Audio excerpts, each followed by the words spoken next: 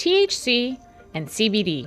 What's the difference? Over 100 cannabinoids have been identified in cannabis, and so far, none are more popular than THC and CBD.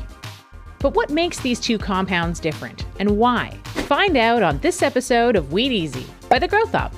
Tetrahydrocannabinol, or THC, and cannabinoid, or CBD, are two of the most talked about compounds in cannabis for the effects they can produce. And in recent years, interest has grown around THC's sister compound CBD, especially after Charlotte's Web, a high CBD cannabis strain named after Charlotte Figi, gained worldwide attention. Figi, who suffers from a rare epilepsy called Dravet syndrome, was treated when she was 5 years old with the strain, and it greatly reduced her seizures. The buzz around CBD might make you think, what's the difference between CBD and THC anyway? Both THC and CBD have potential medical benefits, and even have the same molecular structure.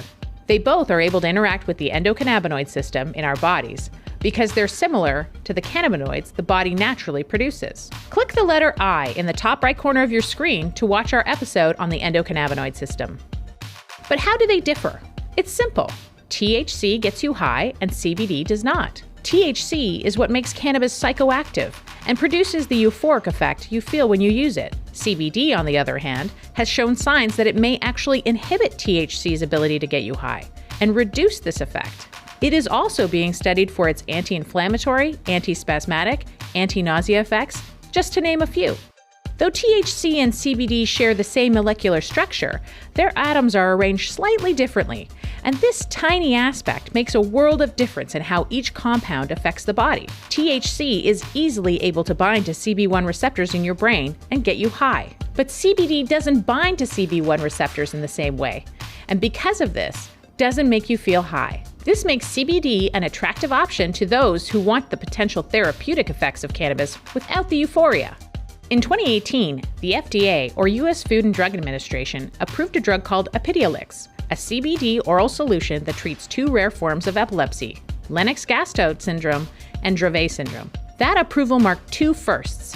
The first time the FDA approved a drug that contains a purified drug substance from cannabis, and the first time a drug has been approved to treat Dravet syndrome. So is CBD a wonder drug? Well, not exactly. Aside from the rare forms of epilepsy that CBD can treat, studies have shown that without the help of THC, CBD may not have much effect. In fact, CBD may have poor absorption if taken orally, with about 6% of the oil actually being absorbed. Instead, CBD and THC may work better as a duo.